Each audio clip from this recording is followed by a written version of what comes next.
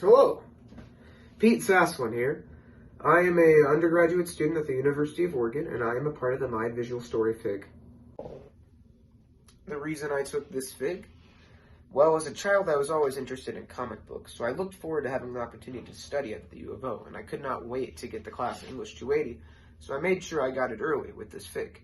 I also took many art classes in high school, but I was unfamiliar with the idea of what contemporary art was, so I also wanted to take Art 101. I also liked the idea of having a small community, and the FIG helped out with that. My theme for my comic is learning disabilities. My brother has a learning disability, and I've seen the way other people have treated him. I'm not a fan of that. There's just a lot of things that are wrong with how people treat people that are different, and I don't like it. So I decided to kind of vent and put real-life experiences down onto paper. Most of everything in my comic book has translated from some real experience that I have seen my brother go through, and I just hope that, this comic will be able to make a change. Alright, this is the comic. It is heavily inspired by the daily comic strips you'd see in the newspapers. I was heavily moved by Peanuts and Crazy Cats and how they're able to discuss complex issues with such ease in such a small format.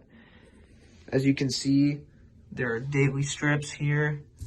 One day, as well as Sunday strips, the big panels taking up about half the page. One thing I'd like to point out is these two pages, pages 3 and 4, is more of a storyline set across the week. So this is Monday, and this would end on Saturday, and then the next strip would be a Sunday strip right here.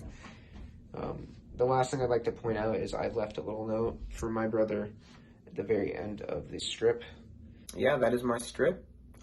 If I were to close this whole segment on any statement, it would be just be nice to people, no matter who they are, because you never know, how their day was or what they're going through, or, how your actions will affect them, because everything does affect people in different ways.